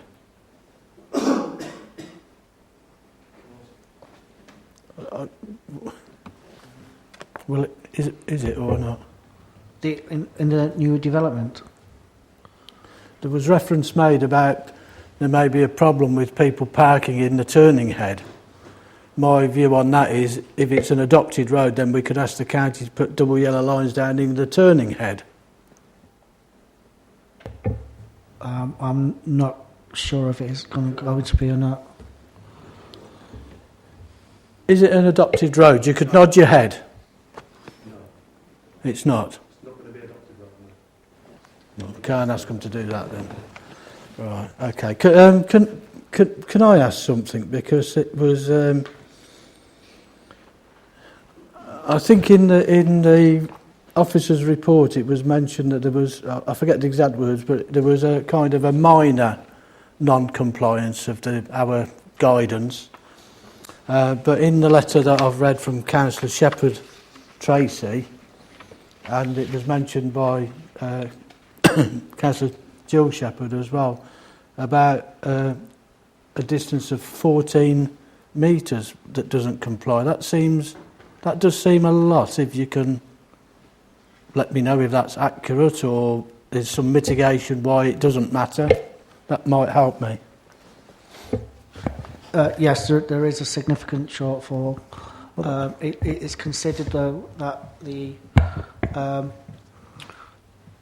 rather than looking straight at the blank wall, that it's not directly looking at that, and the views also lead on to open views beyond, way beyond the 6 metres, which is considered to soften the impact of the blank wall. Okay, thank you. And my final question is in relation to the proposed footpath. There's been a request made that go in before the development takes place. Is that something reasonable we can ask for? The only other point I'd make on the footpath is if the properties, in regards to safety, if these properties are looking out on the path, there's an element of sort of self-monitoring of that by the residents that would be living there. I think it's a reasonable request, Councillor. Yeah. Okay, thank you. Councillor Watkins. I'll just try and go over some of the points. Obviously, this is a development that will give us everything that we're needing in the borough of the 3-4 bedroom houses and the 1 bedroom apartments. Our officers have worked tirelessly with the Environment Agency to make sure that there is no problems there, and I know that they've done a lot of work to make sure that there will be no flooding. Also on the path that with people going on about, it's a 3 metre wide path to create a cycle and pedestrian footpath, and we'll have LED lighting on it, so directional LED lighting to make things safe.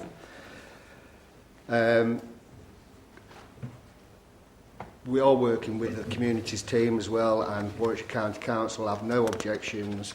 So for all them reasons, really, I'll be supporting this application to go through tonight. Thank you, Chair. Any other member?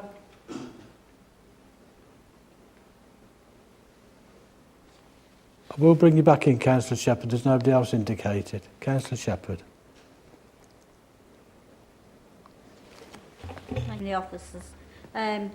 Councillor Watkins has just made reference to LED lights on this footpath. It's not in the paperwork, so could I ask if is that the case or not? I'm getting a nod from the officers. They're not allowed to speak.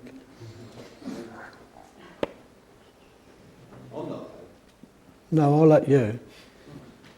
Otherwise you might beat me up later.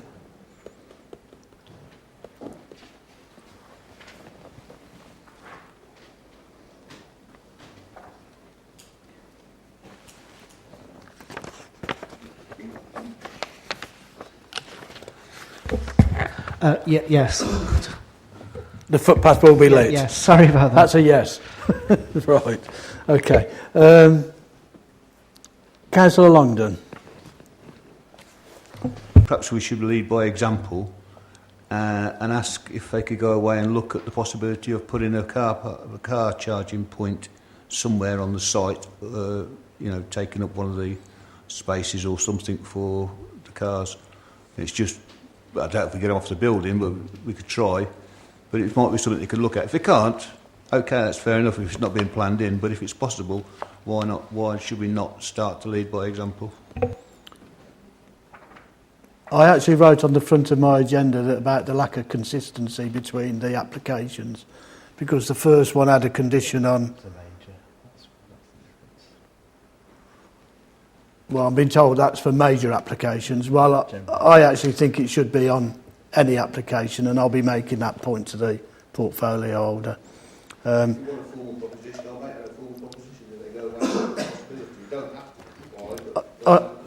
My own view, and I'm not setting policy on the hoof here, that's for other people, is where there's houses, there should be an ability to be able to put an electric vehicle charging point to the houses.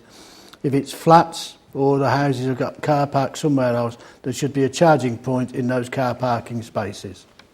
Whether people use them or not, something else, but hopefully that's what they're going to move to. Right, I think we're there, except I don't think I heard it formally moved and seconded about the footpath to be done prior to the works commencing. There may be reasons why that's not able to be done, but... Darren, yeah? My only thought is, one, there's obviously a cost implication of providing a footpath up front.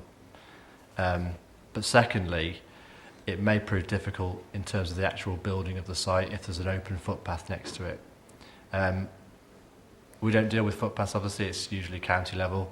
But that's just a misgiving that I would have about it, is enforcing a footpath to be open prior to a development happening right next to it doesn't seem like the right way around. But obviously, if members are minded to put that condition on, that's absolutely acceptable. Right, I thought we was there, but there's extra information come. So, Councillor Lloyd. Yeah, listen, that all these properties are rented accommodation. Yeah? So if are they all rented? Yes, it's affordable housing. So if they're all rented accommodation, it's irrespective whether the footpath comes before or after, it's still got to be funded. Because they're not selling them on. So what they're going to do, wait till they start getting some renting before they start putting the footpath in? I don't think so. Yeah. So I don't see any reason why it can't be done before. You talked about it, but then I was thinking further down the line, if you put it in first, but then it's fenced off because of the development site, nobody can use it anyway, what's the point? It may as well come at the end, provided it does come at the end. Can I ask, because I honestly did miss it, was it formally moved and seconded about the footpath going in first? No, right, okay. Can I just come back in one? Yeah. I suppose one other halfway option would be to have the footpath there earlier in occupation. So rather than prior to development, prior to occupation of the first or second dwelling, rather than a later trigger point. It's just a thought. Thank you, Chair. Councillor Shepherd, and then I'm moving on. Permission to go in, so I presume I'd moved that, and I presume Councillor Sargent had seconded it. Oh, I couldn't hear. Could it? I'm sorry, we couldn't hear from up here. I said I did move it as a condition for the footpath to go in prior to, and I believe Councillor Sargent seconded it. Did that we condition it that the footpath be put in prior to development taking place? Yep. All those in favour of that? 1, 2, 3, 4, 5, 6. And against? 1, 2, 3, 4, 5, 6, 7. Okay, so that fails.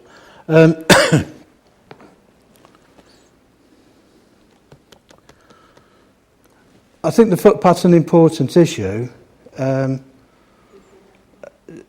I think the officer indicated it would be reasonable to say that the footpath be installed prior to occupation of the first two properties. Is that reasonable? Say first dwelling or second dwelling, whichever. Yeah?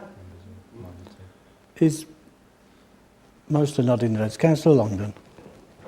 And now we're going back over it again. It'd be daft, I think, to put a footpath on a development site. It's going to be modular build. We're going to have lorries all over the place and cranes and goodness knows what. By the time it's finished, the footpath will probably need to be done again. So it's pointless. You might as well put the buildings up and then put the footpath in afterwards. As long as the footpath is going in, I can't see any problem with that whatsoever. Okay. No. Yes. Right. All those in favour of the condition that prior to the second property being occupied, the footpath be in place? All those in favour of that? 1, 2, 3, 4, 5. 1, 2, 3, 4, 5. And against? Right. which takes us on to the original recommendation, which is to grant planning permission subject to the conditions printed. All those in favour of that? 1, 2, 3, 4, 5, 6, 7, 8, 9, 10, 11. And against? Thank you, that's approved. Got there in the end. This takes us on to item number 4, Anchor Service Station.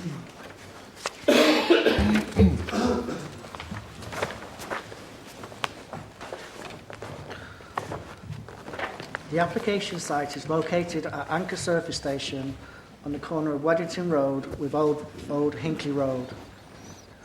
The application is for a change of use from a car wash to hot food takeaway and cafe at ground floor, and for a first floor extension and external staircase to provide new offices.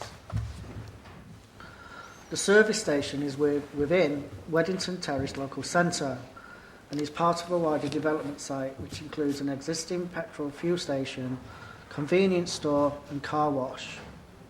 There is also a detached building with MOT bays for cars and light commercial vehicles with a waiting area and reception, as well as a number of parking spaces laid out around the development site.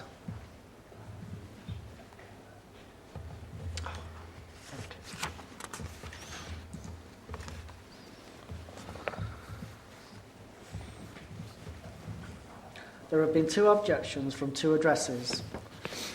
Notwithstanding, the application is being reported to committee at the request of Councillor Kondaka. In determining the application, the key issues are the principle of development, impact on residential properties, impact on visual amenities, and impact on highway safety. The principle of development. A previous application for a similar design was approved at appeal in 2012 and establishes the principle for a sandwich bar and offices on this site. However, a new borough plan and policies have since been adopted. In regard to the principle of development, the proposal is on the edge of Nuneaton Town Centre and is within Weddington Terrace Local Centre and is considered to be within a sustainable location. Furthermore, it is considered that the proposal will accord with its role within the hierarchy of centres as set out in Borough Plan Policy TC3, in that it will support the function and vitality of the local centre and will provide a further range of services. Whilst the site is within a 4-metre radius of Eton School, Policy H7, creating a healthier food environment, is clear that where this is the case, it is acceptable when the proposal is located with a town or local centre, as in this case.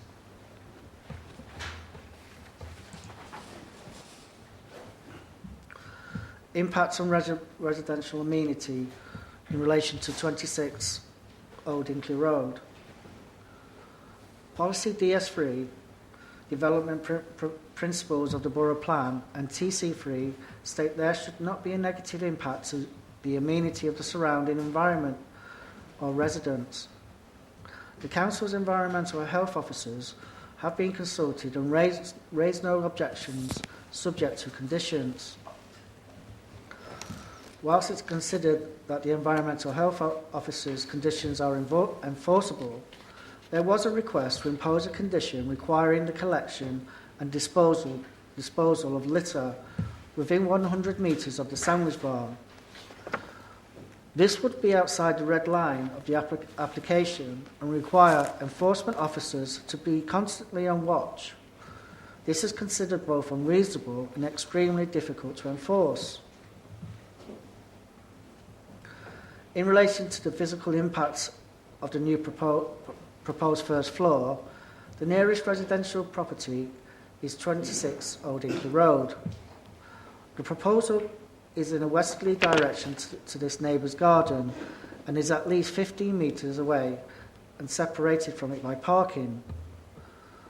There are no first floor windows proposed to the rear of the new first floor building to overlook this neighbour, However, there will be a new external staircase to the side of the building which will allow people to look over into the gardens. The Council's Residential Design Guide has no specifications on external staircases, but does state that first floor windows above should be at least 7 metres from the boundary to neighbours' gardens to prevent overlooking. As the staircase is at least 15 metres away, it could be stated that in principle the staircase would be acceptable in terms of overlooking.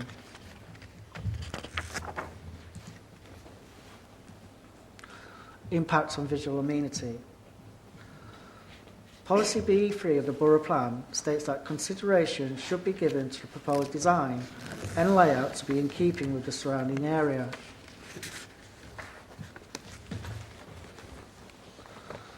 The building for the petrol fuel station is largely a single story approximately 4 metres in height, but with a 2-storey pitched roof element set back to the rear of this building. The canopy above the petrol pumps is 5 to 6 metres in height, and the adjacent MOT station on site is approximately 4 metres in height and is flat roofed. Just beyond the application site is a 2-storey building with a pitched roof, whilst on the opposite side of Weddington Road is a 6-metre tall building. The car wash itself is flat roofed and is approximately 3.6 metres in height. The proposal is to increase the height to 6.2 metres and increase the width to approximately 1.5 metres. It is therefore considered that the site and surrounding area has varying levels of heights and scale, and that the increase in height and scale of the car wash will not be overly prominent in the street scene. The proposed external materials include a mix of yellow and brick timber cladding. This too is considered acceptable as the surrounding properties also use a variety of external materials, including yellow and red brick and timber cladding. It is therefore considered that the proposal will not impact the visual amenity of the site and surrounding area. As stated earlier, the site is located within Weddington Terrace Local Centre, on the edge of Nuneaton Town Centre. It is therefore reasonable to conclude that there will be a good proportion of customers visiting the sandwich bar by foot. Nonetheless, the applicant proposes 14 car parking spaces, which is slightly lower than that would be expected under the car parking standards SPD. However, this is no longer applicable. Highways have been consulted and I have made no objections subject to conditions. Consequently, it is considered that there will be no detriment to the highway network.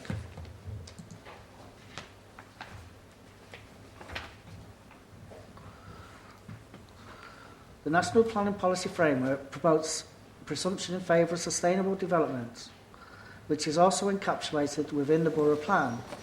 In reviewing the above report, it is considered that the site is located in a sustainable location and the application has been thoroughly assessed and considered to accord with the Borough Plan with no material considerations to justify a refusal. Therefore, the application accords with the presumption in favour of sustainable development and is recommended to be approved by committee. Thank you. Councillor Condicott. It's alarmed that we're yet again opening a fast food establishment 250 metres away from Eton's sixth form.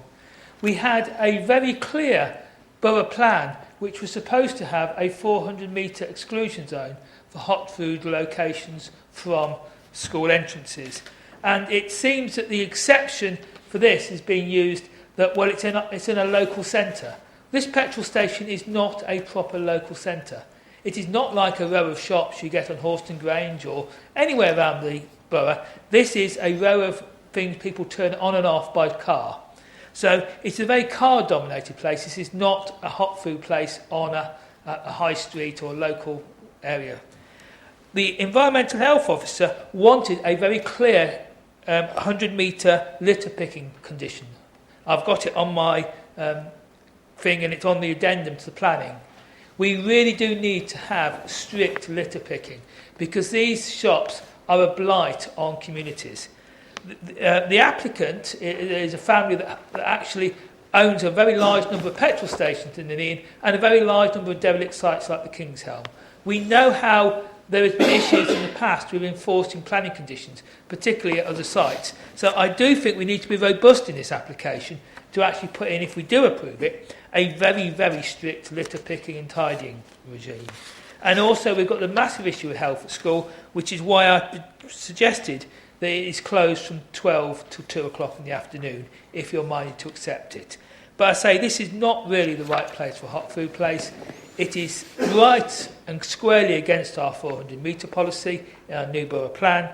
And I do ask you actually turn this down so it's not yet another blight on the community. Thank you. Clarification? No? Darren? Other than that, there is a policy that refers to local centres being acceptable where there is a hot food takeaway, even if it's within 400 metres of a school. Right, let's get things moving on it. Can I, to enable debate to take place, move the recommendation which is to grant planning permission subject to the conditions printed. Is that seconded? Thank you. Any member? Councillor Wilson? I think this is another one of these tests of our recently passed borough plan, because we have all admitted nationally and locally there is a public health crisis with regards to having these fast food takeaways in the vicinity of schools. It's also not just, although I know Eton is the one most in question, but there are other schools within the area as well which school kids do walk past and front. Like Councillor Condicott, I don't really believe this qualifies as a local centre. I don't think the residents around there would think it qualifies as a local centre. I think most of the traffic around there is basically passing. You're either passing it and you want to fill up your car, or you're going to clean your car, or you're going for an MOT. It isn't something which, like where I live, the Whitestone shops, you wouldn't class it in that sort of local centre, that sort of amenity for local residents, because that is an extremely busy junction. And most nights, if you are trying to go that way from the centre of town, you might as well write off the hour trying to get around there. So it's not really a local centre in the truest sense of the phrase. So in this instance, I would vote against the application because it does breach the policy in terms of the 400-metre exclusion. I accept there is perhaps a legal argument over what it qualifies as, but the applicant, slip of the tongue there, to be fair, he is well versed in the rules of appeal. He knows what his options are, and perhaps this is one where we ought to take a stand on public health grounds as a planning department and a planning committee and say, all right, we believe this, try your luck with the inspector and let the inspector decide, because then that also might give, if they decide to go down that way, clearer guidance to not only us as a local council moving forward, but also to other local councils as well. I think we have to do our bit with this public health emergency that we have. We've spoken about various emergencies in this chamber in the past week or so, and I think this is one where, as a committee, there is an arguable case of interpretation with the borough plan. I think we should come down on one side, and if the applicant feels otherwise, let him. And the inspector will make the decision at the end of the day. But I would feel better knowing that we have refused it on public health grounds and in accordance with the policy about the 400-metre exclusion zone. So I'll vote against it, Chair. Councillor Sargent. I think, and there is enough hot food takeaways in that area. I mean, there's a KFC across the road. There's a shop actually in the service station where you can buy, assumingly, sandwiches, hot food, cold drinks, coffee, etc. And we're in the days of Just Eat and the other one, escapes my mind. Deliveroo is it? You can literally order anything. I'll notice one there you can order boxes of chocolates and stuff like that, you know. So another outlet I don't think is needed, and especially and again I don't think that can be seen as a centre.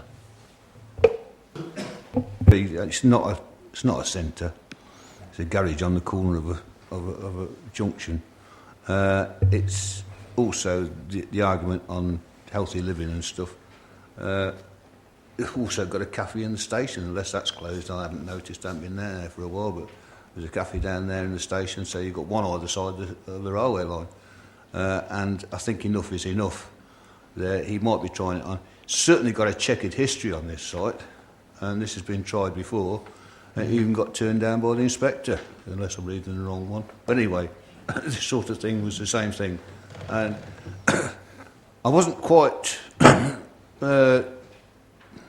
too unhappy with it until yesterday. I was taking my wife up to Higham Lane, and I came past there, moved over to the left, as you do, and next thing there was this thundering great 4x4 shot out of that junction, like there was a house on fire or something. He just, I nearly took my back end off. That was just as a garage. If we're going to get loads of customers, or you're going to get loads of customers through there, then the traffic situation, I think Warwickshire County Council need to look at that again as well, because some sort of traffic impact assessment needs to be made because of the additional vehicles that might be using that place just for sandwiches and not just for petrol. Thank you. Sorry?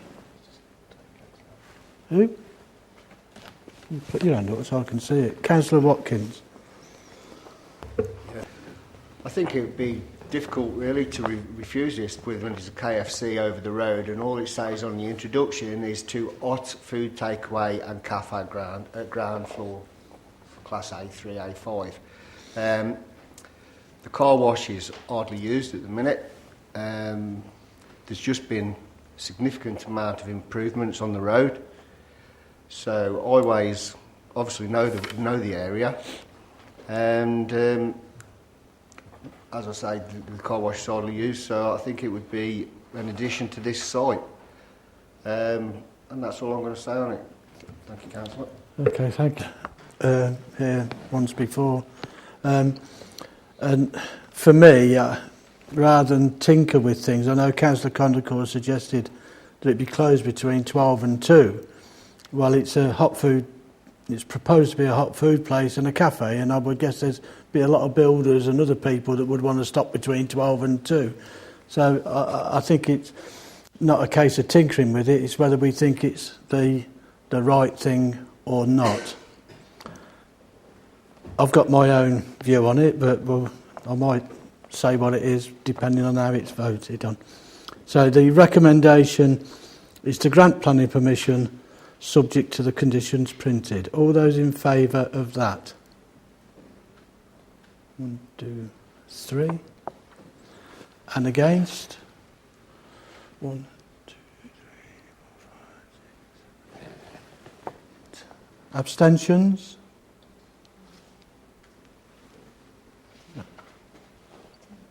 I've got 11. Okay, anyway, it doesn't matter. So that's not approved. Can I move refusal then on the grounds that the committee do not consider the location to be a town or district centre? I'm looking so that just in case I get it wrong, I don't want people that it would also affect the health and well-being of I don't know what the terminology is, but of young people in the area coming out of schools and stuff. And, you know, bearing in mind the new legislation on the 400 metre exclusion, yeah?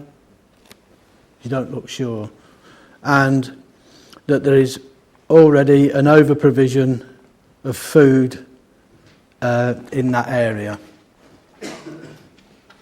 Are members happy with that? Anything I've missed? Right, so we all clear on those reasons. You happy with those as... Yeah, I got them noted down. Okay. Yeah.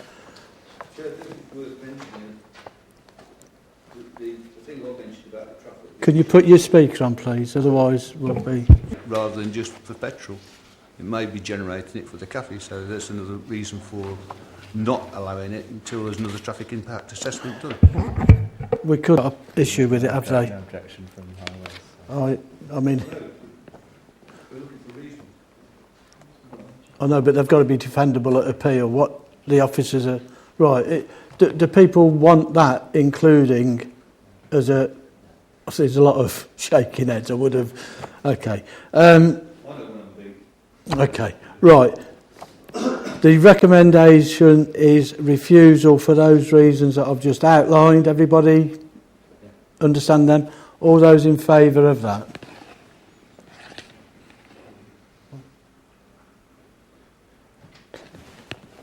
And against? And abstentions? Still not everybody, wasn't it? Okay, so that's refused. If we can move on to the last item of the meeting, item number 5, which is Stonewell Crescent. Stonewell Crescent. Oh. Good stuff.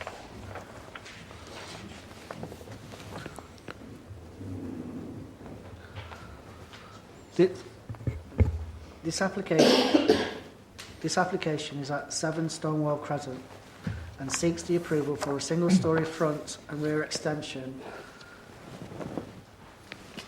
The application site is a 2-storey, 3-bedroom, semi-detached property. To the front is a converted garage that now serves as a hallway and protrudes approximately 3.7 metres from the main front elevation. There is also a driveway providing parking for up to 4 cars. The street scene consists of a mix of detached and semi-detached properties of different scales, designs and mix of materials. The properties are largely set back from the street frontage with generous driveways. There have been 3 neighbour objections from 3 addresses, as well as a petition with 9 signatures. The proposed single-storey front extension is to measure approximately 3.9 metres across the front elevation with the ground to eaves measurement of 2.3 metres and a hip roof with overall height of 3.7 metres. The key issues in determining this application are the impact on residential and visual amenity. With regards to residential amenity, the property most likely to be impacted is number 9 Stonewell Crescent, over here. Number 9 adjoins the application property.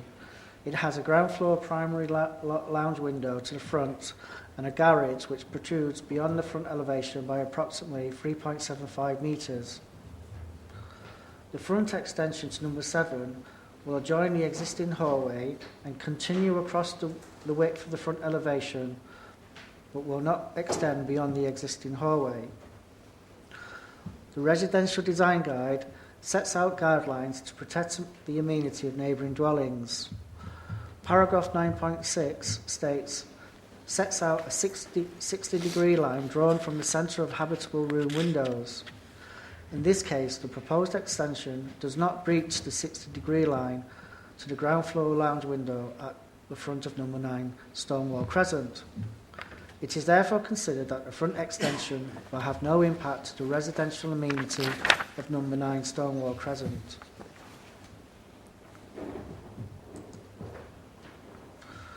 With regards to the impact on visual amenity, the design of the single-storey front and rear extensions would relate well to the original dwelling, as they are at an appropriate scale and materials are to match.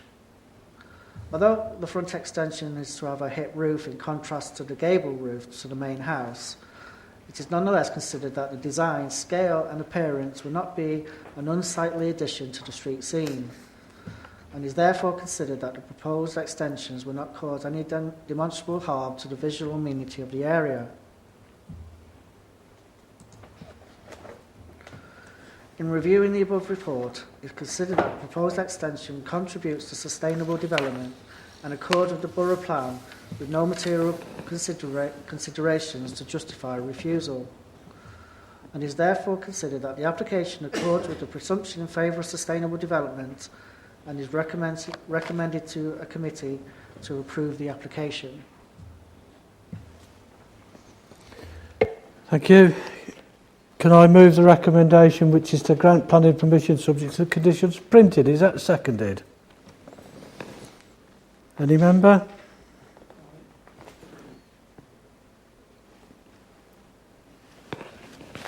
Did you put your hand up, Councillor Lloyd? No, right, okay. Right. All those in favour of the recommendation?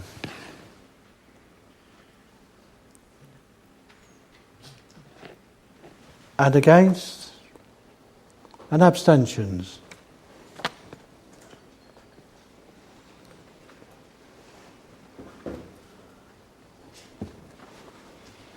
Oh, the barrier's missing, that's what it is. Okay, so that's that's approved. That concludes the business of the day. Can I thank you very much for your attendance? And it's probably, well, for the planning committee anyway, last opportunity to wish everybody a happy Christmas. I hope everything goes well. Thank you.